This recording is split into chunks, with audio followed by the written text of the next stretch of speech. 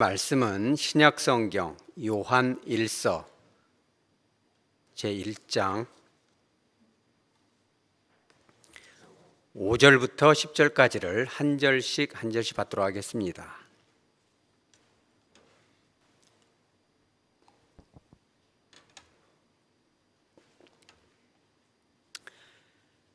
우리가 그에게서 듣고 너희에게 전하는 소식은 이것이니 곧 하나님은 빛이시라 그에게는 어둠이 조금도 없으시다는 것이니라. 만일 우리가 하나님과 사귐이 있다 하고 어둠에 행하면 거짓말을 하고 진리를 행하지 아니함이거니와 그가 빛 가운데 계신 것 같이 우리도 빛 가운데 행하면 우리가 서로 사귐이 있고 그 아들 예수의 피가 우리를 모든 죄에서 깨끗하게 하실 것이요 만일 우리가 죄가 없다고 말하면 스스로 속이고 또 진리가 우리 속에 있지 아니할 것이요 만일 우리가 우리 죄를 자백하면 그는 미쁘시고 의로우사 우리 죄를 사하시며 우리를 모든 불의에서 깨끗하게 하실 것이요 만일 우리가 범죄하지 아니하였다 하면 하나님을 거짓말하는 이로 만드는 것이니 또한 그의 말씀이 우리 속에 있지 아니하니라. 아멘. 잠깐 기도합니다. 거룩하신 하나님 아버지, 오늘 이 귀하고 복된 말씀을 가지고 단 위에 섰사오니 성령 하나님께서 풍성하게 임재하여 주셔서 우리들의 어두운 마음을 밝혀주시고 우리들의 삶 가운데 뿌리 깊이 내린 어둠의 죄악의 뿌리를 제거하여 주시는 축복된 시간 되게 하여 주시옵소서. 거룩하신 예수님의 이름으로 기도합니다. 아멘. 오늘은 어둠과 빛에 대해서 잠깐 나누고자 합니다. 이 어둠이라는 이 단어는, 이 키워드는 사도 요한의 전용 단어다. 성경학자들은 이렇게도 말합니다. 신약 성경 전체의 이 어둠이라는 단어, 그리스어로는 스코티아라는 단어인데 이 단어가 16번이 나옵니다. 그 중에 14번을 예수님의 이 제자인 사도 요한이 성경을 기록하면서 사용합니다. 물론 나머지 2번은 이 사도 바울이 쓰겠죠. 그런데 이 14번 중에 2번은 그냥 자연적인 어두움, 그리고 빛 이런 의미로 쓰이지만 대부분의 14번은 인간의 그 죄성, 그 어두움에 대해서 기록하는 것입니다. 왜 이런 말씀을 드리냐면은 오늘 성경 우리가 함께 읽은 본문 이 초반부 5절에 이렇게 나옵니다. 이 사도 요한이 고백하는 거죠. 우리가 그에게서 듣고 너희에게 전하는 소식이 이것이다. 여기서 말하는 그는 누구냐면 예수님이거든요. 예수님의 이 제자인 사도 요한이 3년 반 동안 예수님께로부터 들었던 것의 핵심 포인트가 바로 이것이다 라면서 짧은 설교를 하는 것입니다. 그게 뭐냐면 바로 하나님은 빛이시다. 하나님께는 어둠이 조금도 없다는 거예요. 왜 이런 말씀을 드리냐면 우리가 살아가는 이 시대뿐만 아니라 사도 요한이 이 사역했던 초대교회 시대에도 어두움이 너무 깊었던 거예요. 예수님을 믿지 않은 사람들은 당연히 어두울 수밖에 없겠죠. 왜? 그 안에 예수님이 계시지 않기 때문에. 그런데 그게 아니라 6절에 보면은 만일 우리가 하나님과 사귐이 있다 하고 어두움에 행할 수가 있다는 거예요.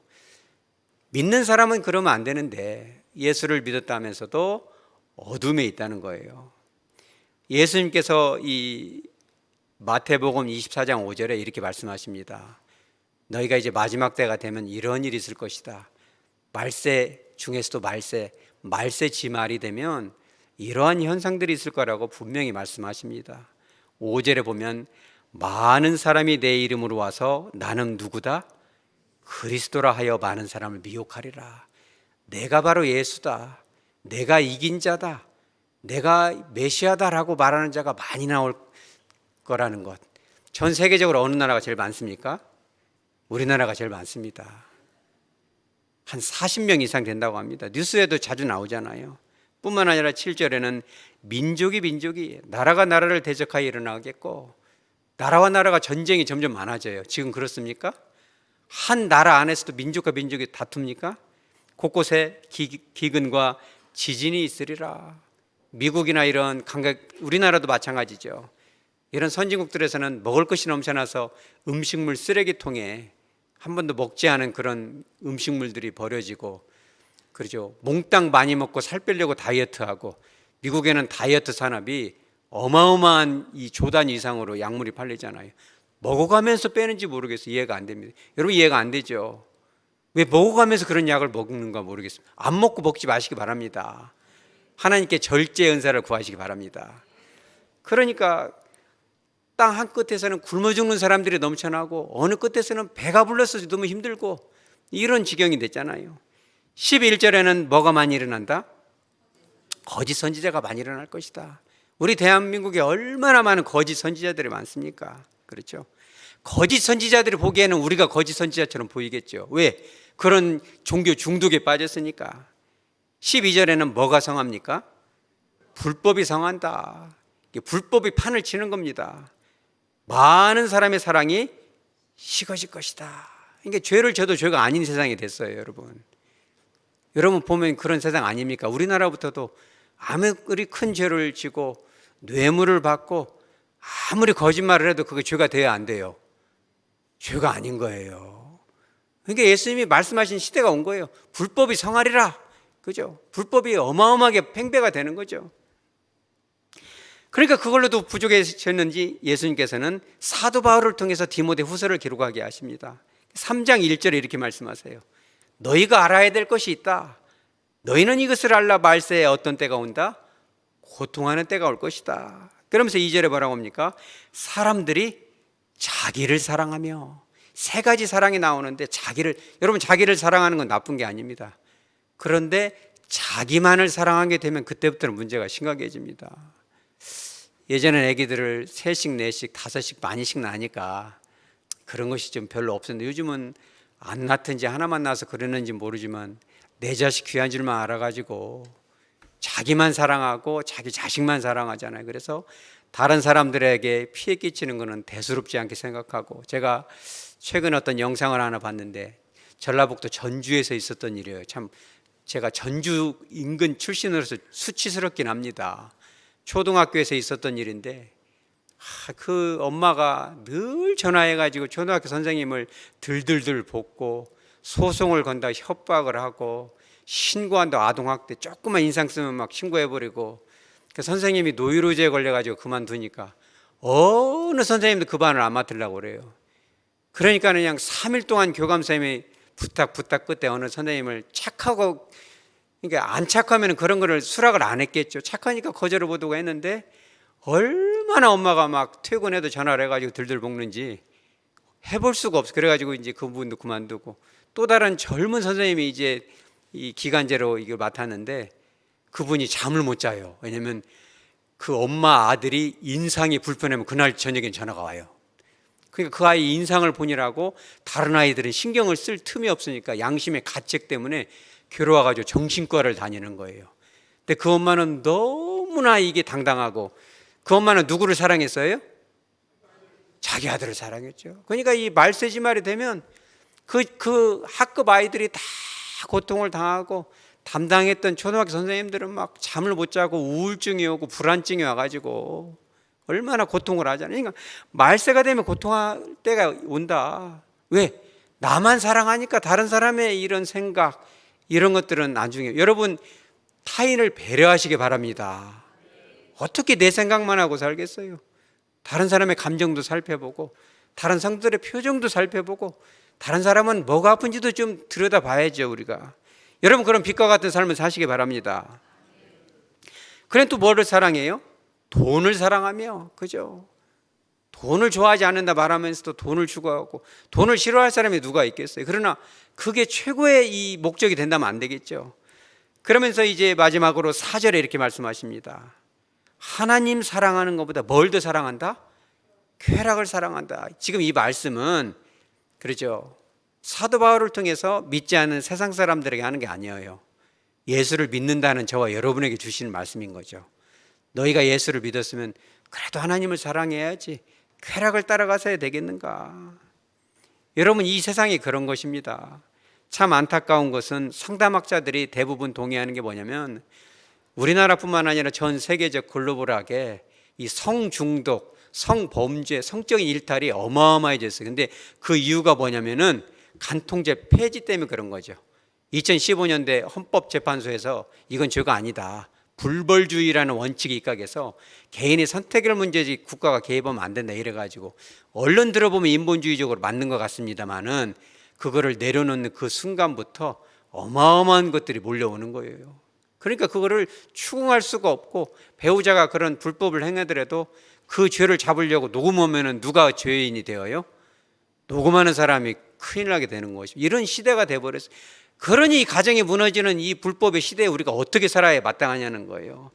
뿐만 아니라 이 중독 중에 그 다음 중독이 뭐예요? 마약 중독이잖아요. 그런데 이 여러분들도 자녀들 유학 보내면 굉장히 주의하시기 바랍니다. 미국 같은 데는 대마초가 마약으로 분류가 안 돼 있기 때문에 그냥 가볍게 접촉을 할 수 있고, 특별히 네덜란드 같은 경우는 보니까 마리화나 같은 것들이 합법화가 돼 있고, 특별히 포르투갈 같은 경우는 모든 종류의 마약이 다 용인이 돼요. 심지어는 대마초 같은 것을 길거리에서 담배를 피니까 지나가다 보면 어떻게 돼요? 옷이 빵꾸가 나요. 그래가지고 이 포르투갈의 수도인 리스본 시청에 가보면은 차라리 대마초를 갖다가 길거리에서 피면 피해를 주니까 흡연실을 만들어서 여기서 편안하게 즐길 수 있도록 하자라고 그것을 정치인들이 이거를 요청을 한 상황까지 이르는 거죠. 어떤 학자가 이제 리스본 이 시내의 하수도에서 물을 받아다가 조사해 보니까 아주 강력한 마약인 LSD가 아주 높은 치수로 올라오는 거예요. 많은 사람들이 그런 걸 가까이 하죠. 여러분, 그런 시대가 어떤 시대에 우리가 살고 있는 시대예요. 이런 어둠이 가득한 시대. 근데 저는 그런 것들이 우리나라에는 아직은 오지 않은 게 참 감사한데, 우리나라를 이렇게 삼키고 있는 거 하나가 있는데 뭔 중독이에요? 우리가 딱 잡고 뚝뚝뚝 누르는 거 하나 있죠. 그게 뭐예요? 스마트폰 중독. 그래서 우리 한번 따라서 너무 재밌으니까 스몬비. 이 스몬비에 대해서 들어보셨나요? 이 스몬비가 뭐냐면 스마트폰 더하기 좀비라는 뜻인데, 스마트폰은 뭔지 다 아실 거고, 이 좀비가 뭐냐면 영화에서 나오는 건데, 이 좀비는 움직이고 활동을 하는데 사실은 시체예요. 시체가 움직이고 넋이 빠져나가서 정신없이 돌아다니고 사람을 물어뜯고. 미국에서도 그런 일이 있습니까? 그렇죠. 미국의 어느 한 도시에는 이 펜탄이라는 이 마약의 중독자들이 너무 많아서 대낮에도 이렇게 막 침을 흘리고 길거리에서 누워있고 걸어다니는, 정신이 빠져나간 사람들이 꽤 많습니다. 근데 이 스몬비라는 건 뭐냐면 스마트폰에 너무 빠진 나머지 길거리를 걸어가면서도 스마트폰을 보면서 고개를 숙이고 막 지나다니죠. 차가 와도 오는지를 몰라요. 왜? 중독이 되어 있으니까. 여러분, 그런 사람 자주 봅니까? 목사님도 오늘 교회 오면서 그런 청년을 하나 봤어요. 아침 일찍이 추리닝을 입고 막 횡단보도를 건너는데 그거를 막 보는데, 아마 그 청년이 대학원 과정에 박사 공부원이라고 그런 걸 볼 수도 있겠지만은 대부분 조사해 보면 그런 경우는 많지는 않은 것 같아요. 저도 이 어느 날은 상담하는데 어떤 중년 남자가 딱 앉길래 스마트폰을 이렇게 보고 있길래 중요한 문자인가 보다 하고 가만히 기다렸더니 한참을 보고 있더라고요. 상담실 제 의자 앞에서. 그래서 어떻게 하나 봤더니 너무너무 보길래 뭔 공부하세요? 그랬더니 못 알아들어요. 그래서 제가 얼른 뭐 보세요? 그때 드라마가 너무 재밌어요. 이러고 제가 그러면 상담하러 오셨는데 드라마는 언제까지 보실 거예요? 그랬더니 그제서야 몸서리를 찌면서 정신을 차려요. 여러분, 스마트폰 중독에서도 빠져나오시기 바랍니다. 엄청 심각한 거예요. 그러니까 이런 갖가지 어두움, 마약보다 더 강력한 이런 중독들이 우리나라도 점점 옥죄어오고 있는 거예요. 예수를 믿지 않는다면 뭐 그런 거에 빠진다 하더라도 우리가 비난할 수 없겠지만, 오늘 6절에 사도 요한이 말하고 있죠. 만일 우리가 하나님과 사귐이 있다 하고 우리가 예수님을 믿고 인격적으로 만나고 하나님을 믿고 신뢰한다고 하면서도 우리가 어둠 가운데 행하면 되겠느냐? 예수를 믿지 않는다면 모르겠지만 예수를 믿으면서도 죄를 지어서야 되겠느냐? 우리가 예수님을 믿으면 죄를 짓습니까? 안 짓습니까? 예수를 믿어도 죄를 짓죠. 그런데 오늘 여기 나와 있는 어둠에 행하면이라는 행한다는 단어는 어쩌다 한번 이렇게 실수한다는 그런 뜻이 아니라 그리스어로는 현재 가정법인데, 이게 무슨 뜻이냐면 그리스어로 현재 가정법은 지금 현재 진행적이고 반복적이라는 뜻이에요. 죄를 어쩌다 한번 내가 이런 죄 안 해야지, 내가 이런 말을 해서야 되겠는가. 여러분 그런 생각 많이 하죠. 그래도 내가 교회에서 좋은 말을 해야지 이런 말을 해서야 되겠는가 생각도 안 하고 불쑥불쑥. 혹시 여러분들 그런 교회 안에 그런 분이 있어요? 이래서야 되겠는가. 그러지만은 그렇게 하다가 금식도 해보고 여러 가지 해보다가 실수로 툭 튀어나올 수는 있죠. 근데 여기서 말하는 그게 아니라 습관적으로, 인격적으로, 행위적으로 삶의 스타일이 그런 어두움에 빠져 있다는 거예요. 여러분 그런 어두움을 탈피하시기 바랍니다. 또 어떤 분은 그런 분이 있어요. 하나님은 무엇이라? 하나님은 빛이시라. 하나님은 사랑이시고 빛이시기 때문에 하나님께로 더 가까이 나오면 내 안에 있는 뭐가 물러가요? 어둠이 물러가야죠. 그런데 언제까지 그 미운 사람을 품고 살겠어요, 여러분? 늘 그 어떤 피해 망상, 그죠? 항상 그거, 아무리 설교를 듣고 은혜를 받고 눈물을 흘리고 금식을 해도 10년이 지나고 100년이 지나도 항상 그때 상처받은 그거에만, 여러분 그런 상처와 아픔과 그런 이 트라우마가 어둠이라 생각하세요? 빛이라고 생각하세요? 그러면 왜 그 속에 계속 앉아 있냐는 거예요, 여러분들이. 여러분 빠져나오시기 바랍니다. 예수를 믿었으면 우리가 빠져나와야죠. 이제는 흘려보내시기 바랍니다. 물론 아팠겠죠, 괴로웠겠죠, 그렇죠? 아무도 그걸 이해할 수 없겠죠. 그러나 이제 예수의 보혈로 씻고 빠져나오시기 바랍니다. 예수 이름을 물리쳐야죠. 왜 아직도 거기에 빠져서 어찌 보면 그것을 즐기고 있냐는 걸 지금 묻고 있는 거예요. 너희가 그런 어두운 가운데 주저앉아 있어 놓고도 예수님과 인격적으로 만나고 사귐이 있다 하니 그 말은 무슨 말이다? 거짓말이라는 거예요. 그죠? 그래서 실제로 제안을 합니다. 저와 여러분이 어두운 가운데 아직도 빠져나오지 못한다면 우리가 무엇 가운데 행한다? 빛 가운데로 나오라. 여러분 빛 대신 주님께로 더 가까이 나오시기 바랍니다. 빛 가운데로 나오면 나올수록 뭐가 보입니까? 내 안에 있는 어두움이 보이는 거예요. 여러분 빛 가운데로, 그러니까 우리 이 장난말로 그랬잖아요. 예전에 어둠의 자식들이라는 그 책 읽어보셨어요?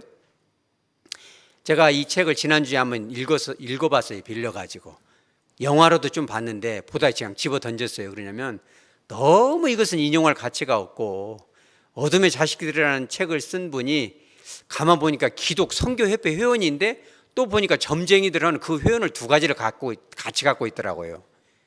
얼마나 성질이 나는지. 여러분 예수 믿으면서 점쟁이한테 가면 돼요, 안 돼요?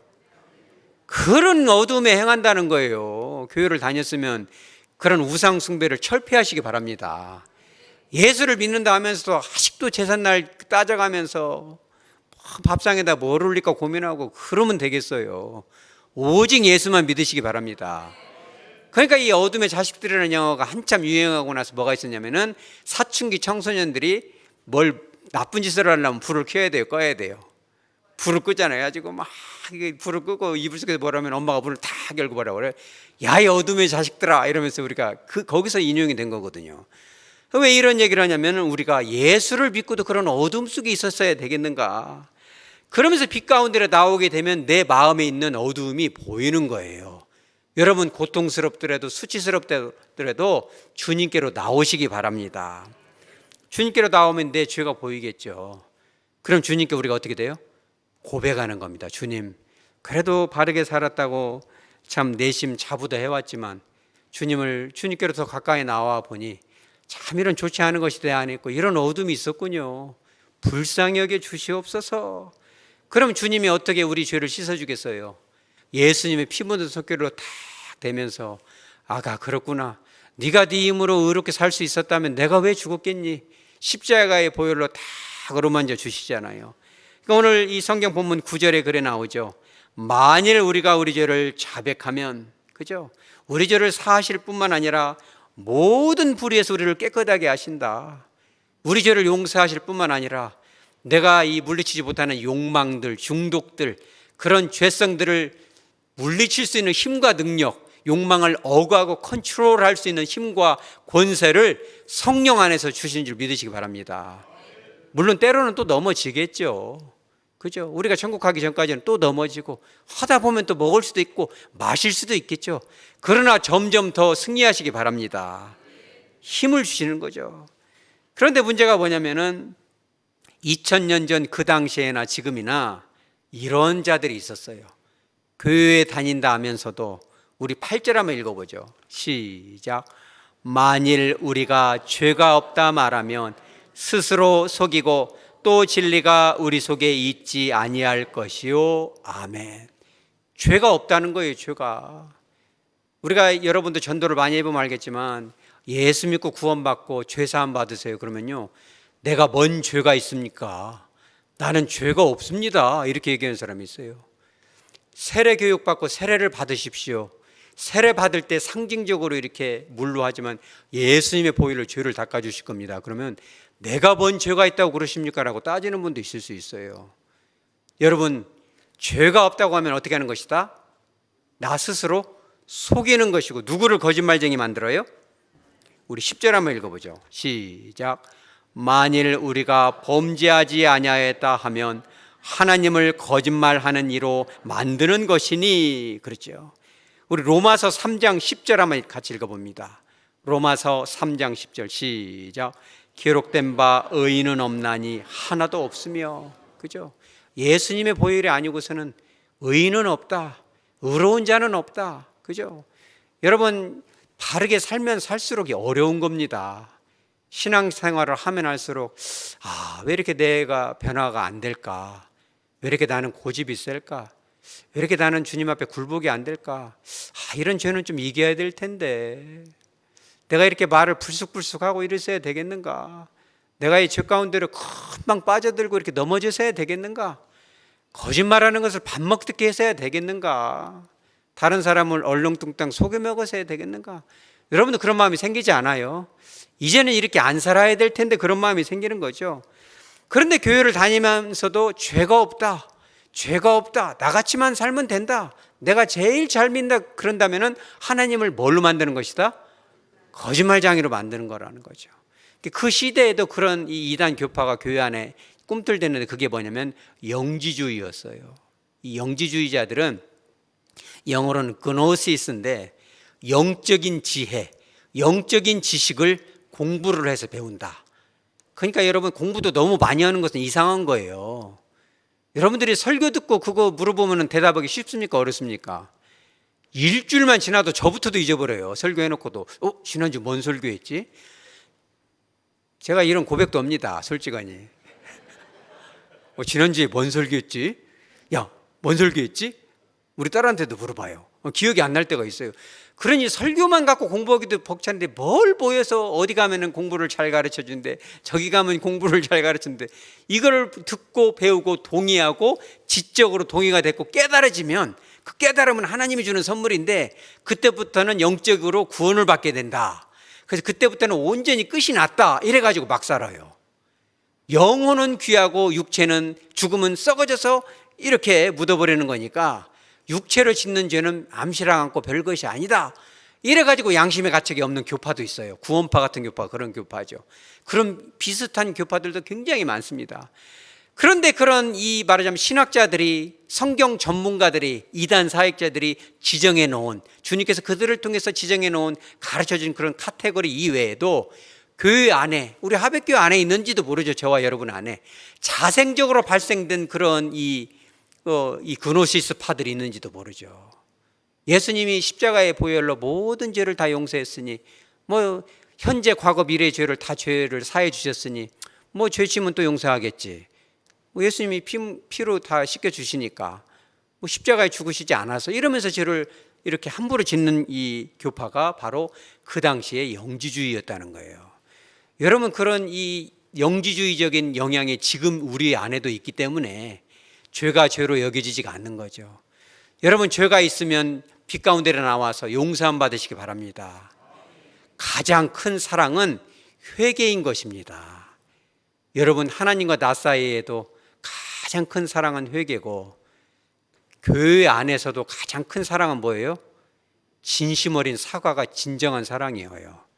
여러분, 가족 간에도, 공동체 안에서, 친구 사이에도 진정한 우정이 되려면 잘못한 게 있으면 진실하게, 진정성 있게, 구체적으로 사과하고 눈물로 다시는 그렇지 않겠다고 회개하는 것인 줄 믿으시기 바랍니다. 사랑하지 않기 때문에 사과 안 하는 거예요, 여러분. 여러분 그걸 알아야 됩니다. 지금 이 사도 요한을 통해서 말씀하시는 게 그거예요. 여러분 교회가 살기 위해서는 지도자들이 먼저 사과하시기 바랍니다. 아멘하기는 좀 어려운 것은 이해가 됩니다. 그래서 저도 강단에서 여러분들에게 종종 사과하지 않습니까? 담임 목사로서 이런 건 참 대단히 잘못했다. 그죠? 여러분 가정이 살기 위해서는 가장이 먼저 사과하시기 바랍니다. 가장이 자녀들에게 이건 참 미안했구나. 우리 자녀들은 이거는 참 내가 다시는 안 그러겠다. 또 그럴 수도 있겠지만 정말 않도록 노력하겠다. 이를 악물겠다. 여러분 진심으로 사과를 하시기 바랍니다. 나라도 살기 위해서는 나라에서도 나라의 지도자들이 뭘 잘해야 돼요? 사과를 잘해야 됩니다. 다시는 그렇게 하지 않겠다. 그런데 아버지부터도 사과를 안 하고 죄짓기를 밥 먹듯게 하고, 교회에서도 담임 목사님이 막 죄짓기를 밥 먹듯게 하고, 장로님들이 말을 함부로 하고, 그냥 이런 것을 하고도 반복이 되고, 현재 이 가정법으로 막 습관이 되고, 그러면은 다른 성도들이, 국민들이, 자녀들이, 이 학교에 있는 그런 학생들이 뭘 배우겠어요, 여러분? 그러니 어둠이 있는 게 맞지 않습니까? 여러분 빛 가운데로 나올 때 죄가 보이거든 우리는 하나님 앞에 진실하게 회개하시기 바랍니다. 그런데 이 시대의 문제가 이런 것이 딱 드러나면 그걸 먼저 여러분들 한번 살펴보세요. 내가 그렇게 하고 있는지 안 그렇게 하고 있는지, 이 시대가 그렇게 하고 있는지. 죄가 드러나면 첫 번째 뭐라냐면 회피를 합니다. 싹 피해가요. 뭔 말하면 대답을 안 해요. 두 번째 특징이 뭐냐? 부정을 해요. 못 도망가게 딱 막아놓고 막 물어보면 뭐래요? 나는 그런 적이 없습니다라고 말을 해요. 그러면 부정할 수 없는 증거를 딱 들이대면 그 다음 뭐래요? 합리화를 해요. 그럴 수밖에 없었다. 그렇게 얘기하고, 거기서도 그래도 그럴 수가 없지 않느냐라고 그거를 증거되면 그 다음 뭐래요? 책임을 전가합니다. 나는 그러는데 이것이 제대로 전달이 안 돼도 이렇게 얘기해요. 그래도 이제 거기서 이제 또 책임을 딱 물으면 그 다음 뭐예요? 공격을 합니다. 너도 그러지 않았느냐. 여러분 그런 가정이 뭐가 되겠어요? 늘 물고 뜯고 싸우고 다투면 뭐가 됩니까? 그 가정이 무너지는 겁니다. 여러분 교회가 교회가 되고 가정이 가정이 되고 국가가 바로 서고 직장이 흥황하기 위해서는 여러분 진실한 사과와 회개가 있으시기 바랍니다. 그래서 내가 말하는 것이 뭐냐면 진실한 회개와 이 사과는 사랑인 거예요. 여러분 진실하게 사랑한다면 사과하는 게 수치스럽지 않아요. 여러분 혹시라도 집에 가서 기도할 때 내가 우리 아이들 어렸을 때 참 무섭게 했던 거 생각나거든. 여러분 사과하시기 바랍니다. 물타기 하지 마시고, 우리 따라서 물타기. 이 물타기는 사과가 아니에요. 어찌됐든 그냥 사과한다. 이건 사과의 사과 아니에요. 이거는 진짜 분노를 일으키는 거죠. 여러분 사과는, 우리 따라 사과는 분명하게, 구체적으로, 진실하게. 여러분 머릿속에 누구 떠오르죠? 근데 그 얘기하는 거 아니에요. 여러분 웃었어요. 여러분들도 제가 개인적으로 가정상담 들어갑니다. 우리가 그렇다는 거예요, 여러분. 돌이켜 생각해 보세요. 우리가 얼마나 그거 사과하기 싫어가지고 입을 딱 다물고 회피하고 합리화하고 부정하고 공격하고 너도 그러지 않았냐. 장로님들 그러고 목사님들 그러고 다 그러는데 나도 그럴래. 이렇게 우리가 그랬잖아요. 여러분 죄는 우리끼리 물타기 하는 게 아니에요. 나와 누구 사이의 문제다? 나와 주님 사이의 1대1의 문제인 거지 우리 모두 도매금으로 넘어가는 게 절대 아닌 것입니다. 서울에서 있었던 일인데 아마 들어본 분도 있을 것입니다만은 어느 기독교 이 대학이 있었는데 신학교가 아닙니다. 아마 연세대학교 그런 대학인 것 같아요. 구체적으로 이제 드러나지는 않았는데 기독교 대학의 그 신학교 교수님이 한 분이 계셨어요. 근데 그분이 이제 목사님도 되죠. 왜냐하면 기독교 대학이기 때문에 이 학생들을 다 의무적으로 예배도 체플이라고 하죠. 예배를 드리고 그러는데 옛날에는 그런 것이 없었는데 이제 최근에 그런 일이 학생들이 이거 좀 불합리한 거 아니냐. 나는 불교고 저 사람은 남녀 호랭교고 다 각가지 종교가 있는데 왜 이게 강요를 하냐. 나는 뭐 이거 예수 믿으려고 이 학교 온 것도 아니고 이 학교가 좋아서 왔는데 왜 이 예배를 강요하고 이 기독교 이 개론을 배우냐. 개론이라는 게 뭐냐면 어떤 학문을 간략하게 대략적으로 배우는 게 개론이거든요. 왜 이거를 강제적으로 필수 과목으로 둬서 배우냐, 이거 하지 말자 하니까는 교수님이 상당히 일리가 있잖아요.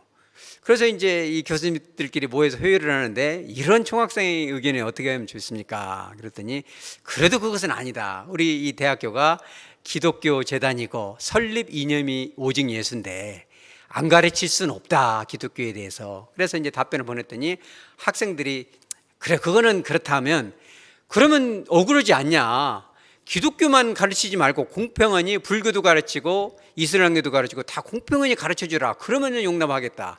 그러니까 또 교수님들이 쭉 회의를 했어요. 야, 이런 의견인데 어떻게 하면 좋겠습니까? 그랬더니 고민하다, 그거는 그럼 그렇게 합시다. 그래서 우리가 이제 기독교 결혼하면서 다른 이 종교들을 다양하게 한번 가르쳐 봅시다.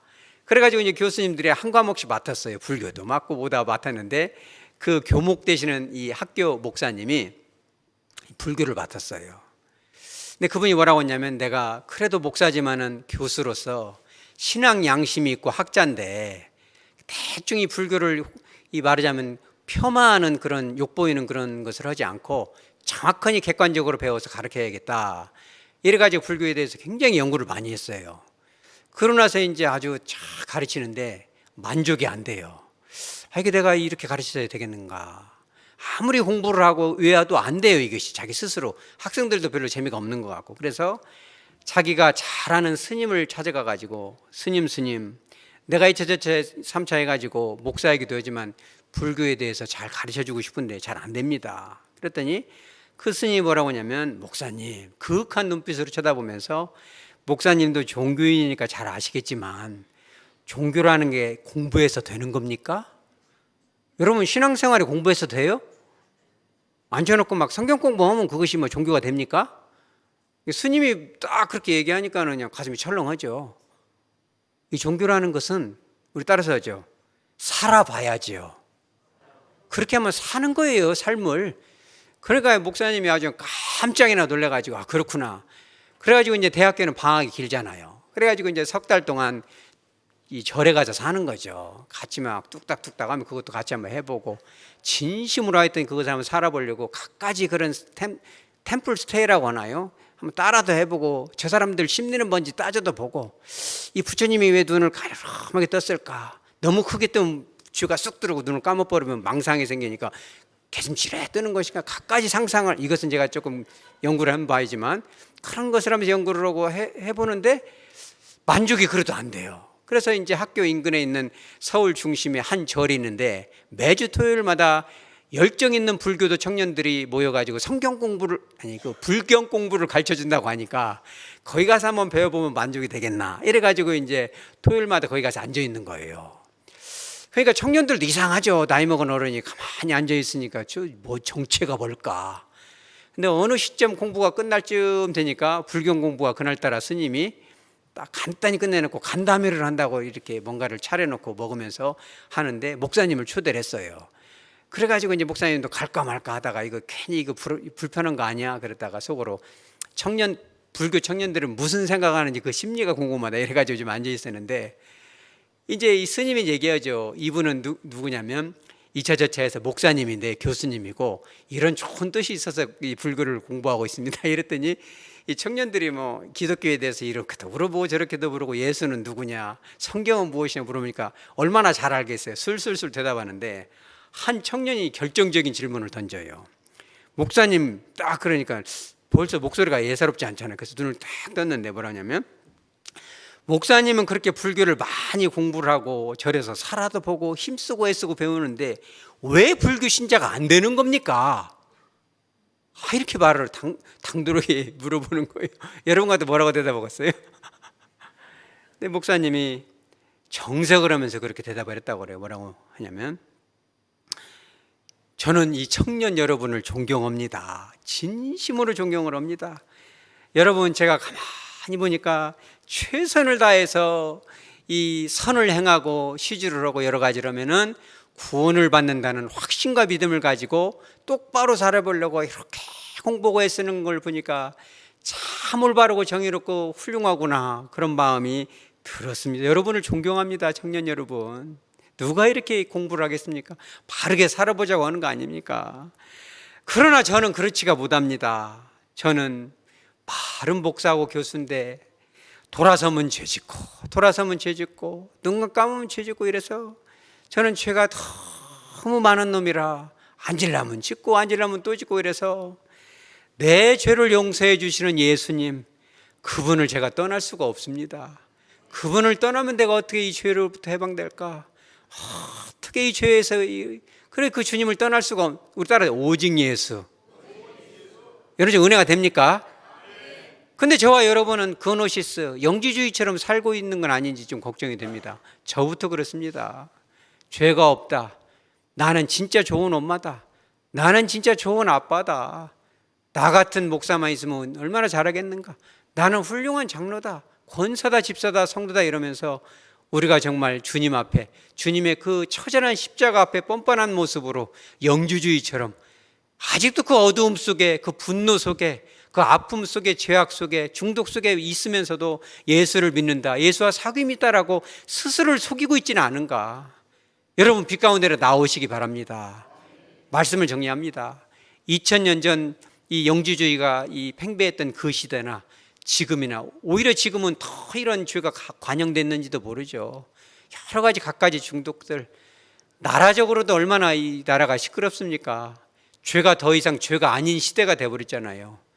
그잖아요. 딱 봐갖고 조금 약하면 죄가 되고 강하면 죄가 안 되고 이런 세상에 어디가 있어요. 얼마나 이런 정말 말로 넣을 수 없는 시대를 우리가 살고 있고, 그럼 어느 누가 똑바로 살려고 하겠어요? 이런 시대에 우리는 주님께서 우리에게 뭐라고 했어요? 너희는 세상에 무엇이다? 빛이라는 거예요. 여러분 빛 가운데로 더 가까이 나오시기 바랍니다. 여러분 일주일 동안 숙제를 내드립니다. 다른 거 기도하지 말고 우리가 빛 가운데로 나오는 거예요. 내가 정말 주님의 빛 가운데로 나와서, 그렇죠, 엄마로서 아빠로서 목사로서 장로로서 성도로서 우리가 정말 빛 가운데 나와서 내 안에 있는 어둠을 발견하고 그거를 인정하고 주님 앞에 겸손히 나가서 주님, 내가 주님을 또 십자가에 못 박고 또 그 십자가에 못 박고 있지는 않은지 그 죄의 습관이 돼서 내가 양심의 마비가 돼서 그러고 있지 않은지 깨달음을 주시옵소서. 내가 이걸로부터 해방되게 하여 주시옵소서. 여러분 그와 같이 선포하고 주님께로 더 가까이 나오는 삶의 승리자들이 다 되어지기를 주 예수 그리스도 이름으로 축복합니다. 아멘.